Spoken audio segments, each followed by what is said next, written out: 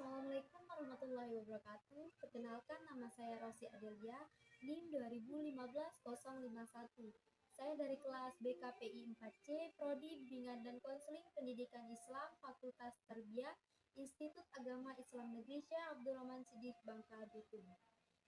Adanya video ini yaitu untuk memenuhi tugas UTS mata kuliah modifikasi perilaku yang diampu oleh Ibu Puri Handayani MA. Baiklah, di sini saya akan menjelaskan beberapa materi yang sudah kami pelajari di mata kuliah modifikasi perilaku.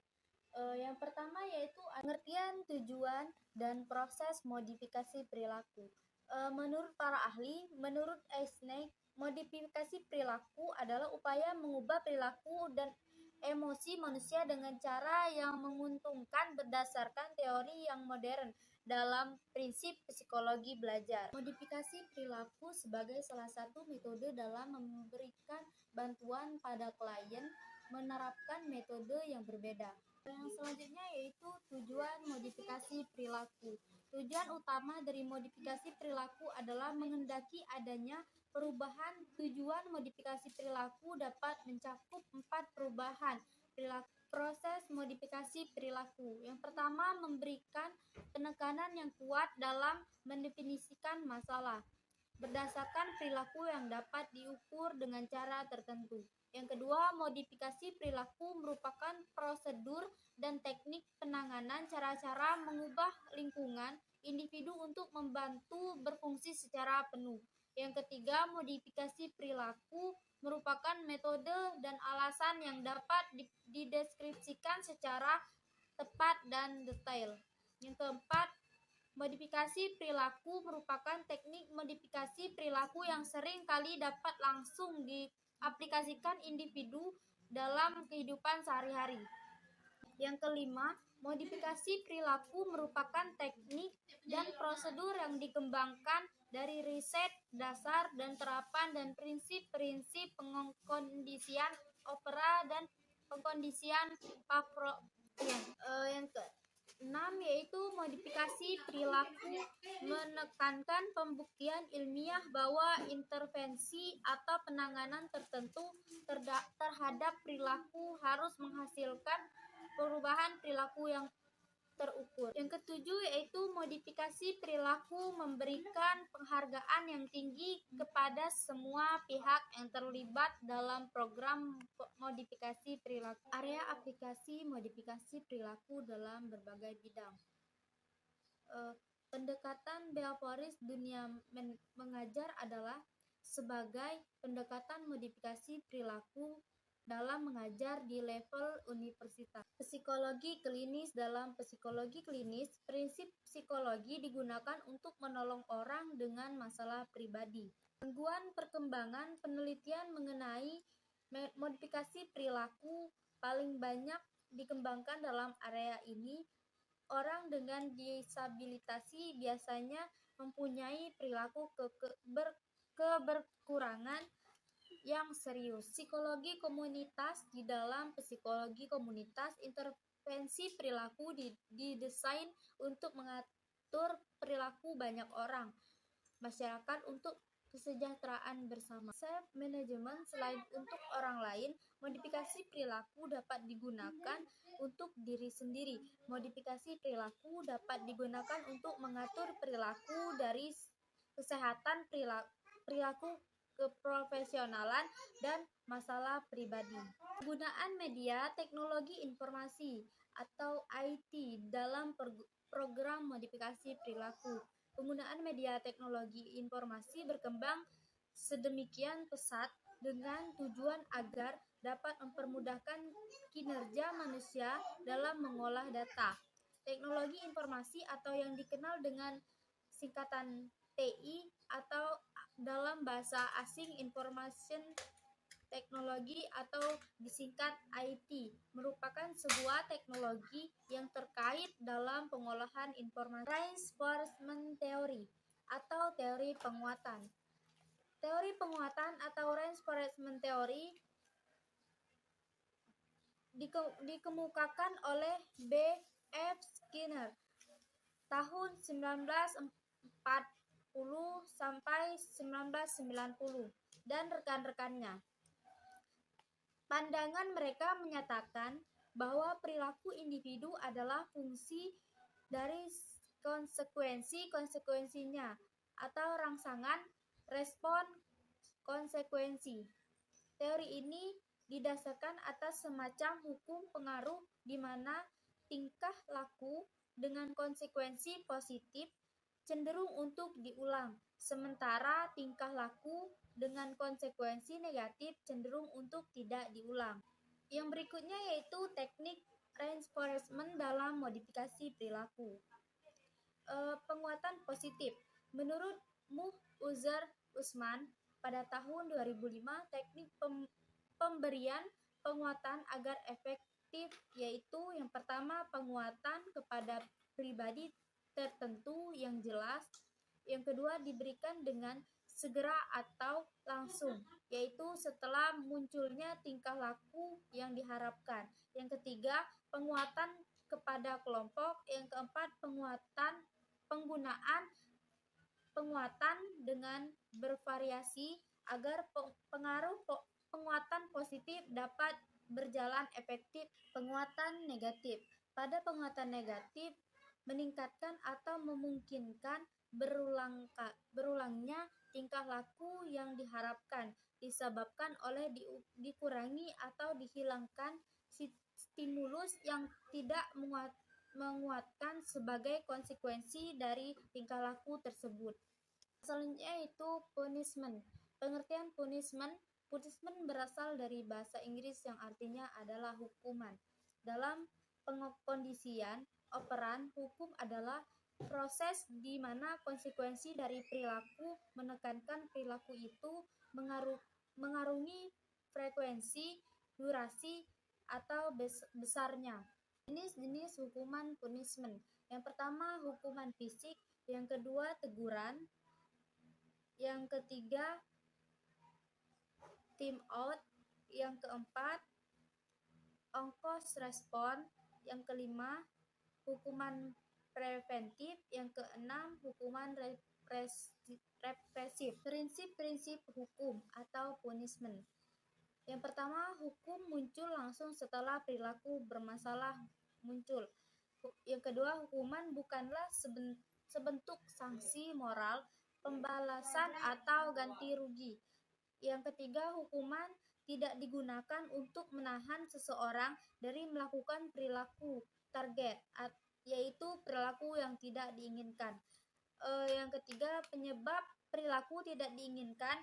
Yang kelima, stimulus hukuman punishment.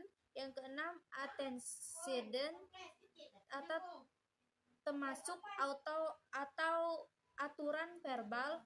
Yang ketujuh, memberikan hukuman. Modifikasi perilaku. Menurut Chalpin 2011, self control adalah kemampuan untuk membimbing tingkah laku sendiri, dalam artian kemampuan seseorang untuk menekan atau merintangi impuls atau tingkah laku impuls. Selanjutnya yaitu desain self control, tentang strategi self control dan penerapan dalam kehidupan sehari-hari. Strategi merupakan suatu upaya yang disiplin untuk membuat keputusan dan tindakan penting yang membentuk dan memadu bagaimana menjadi organisasi, apa yang dikerjakan dalam organisasi, dan mengapa organisasi mengerjakan seperti itu. Strategi di dalam manajemen waktu sama dengan pengertian seperti strategi secara umum. Strategi adalah suatu upaya yang dilakukan oleh seseorang dalam membuat keputusan tindakan penting untuk mencapai tujuan jangka panjang yang akan dicapai waktu yang dimilikinya. Proses manajemen strategi ditandai dengan usaha mencapai tujuan melalui strategi dan kebijakan ketentuan. Dengan demikian, langkah pertama adalah penetapan tujuan. Langkah kedua adalah penetapan strategi untuk mencapai tujuan tersebut. Pelaksanaan strategi kemudian bergeser menjadi persoalan administratif, manajemen berusaha dengan pelaksanaan strategi seperti reaksi anggota organisasi dan politik pelaksanaan strategi. Langkah kehidupan adalah pengendalian strategi yang memberikan upaya umpan balik mengenai kemajuan yang dicapai dalam pelaksanaan strategi tersebut. Pengelolaan waktu yang efektif. Pengelolaan waktu adalah suatu cara yang dapat dilakukan untuk menyeimbangkan waktu untuk kegiatan belajar atau bekerja, bersenang-senang atau bersantai, dan beristirahat secara efektif. Tanpa disadari, setiap saat sesungguhnya telah membuat beberapa keputusan terkait manajemen waktu. Contohnya, ketika memutuskan kapan ke kampus, belajar di rumah, berolahraga, beribadah, mengunjungi perpustakaan, bersantai, berdiskusi dengan teman, berbelanja, dan lain sebagainya. Semua keputusan ini beberapa penting di dalam penyusunan strategi manajemen waktu. Yang selanjutnya yaitu teknik dalam mengubah perilaku self-control. Apa itu teknik self-control? Teknik self-control merupakan teknik yang menekankan suatu aktivitas mengontrol, mengarahkan, mengatur perilaku sendiri dalam mengatasi situasi problematikanya. Konsep teknik self-control menurut Neville Rutherford 2005, teknik self-control adalah membantu individu yang bermasalah mengembangkan keterampilan yang dapat mereka gunakan dalam untuk mengubah perilaku mereka. 13 teknik dalam modifikasi perilaku. Yang pertama ada teknik perencanaan, yang kedua ada teknik pelaksanaan, yang ketiga ada teknik pengaturan waktu, yang keempat ada teknik penguatan, yang kelima ada teknik penguatan positif, yang keenam ada teknik memberikan hukum, yang ketujuh ada teknik penguatan negatif, yang kedelapan teknik saving, yang kesembilan teknik escape, yang kesepuluh teknik avoidance, yang ke-11 ada teknik canning, yang ke-12 ada teknik generalisasi, yang ke-13 ada teknik extinction. Pengertian estimation.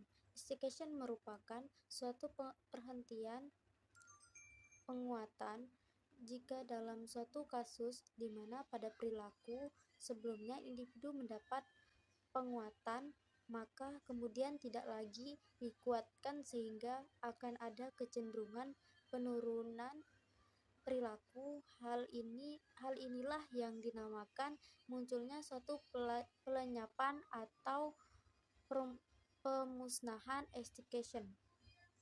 Estimation adalah sebuah prinsip dasar perilaku. Yang selanjutnya yaitu karakteristik estimation. Yang pertama ada estimation bias. Karakteristik ini adalah jika salah satu perilaku yang tidak diberi penguat mengalami peningkatan dari segi frekuensi, durasi, maupun intensitasnya sebelum pada akhirnya berkurang dan hilang untuk selamanya. Yang selanjutnya yaitu spontaneous recovery. Adalah kecenderungan alami perilaku untuk terjadi lagi di dalam situasi yang serupa dengan situasi di mana extinction belum terjadi. Faktor yang mempengaruhi extinction atau pemadaman. Yang pertama ada schedule atau pemberian jadwal sebelum ekstinsi, hilangnya respon. Yang kedua ada reinforcement yang terjadi setelah ekstinsi. Yang selanjutnya yaitu stimulus kontrol. Stimulus kontrol adalah di mana sebuah tingkah laku cenderung untuk muncul saat spesifik attention stimulus ada atau terjadi. Shaping.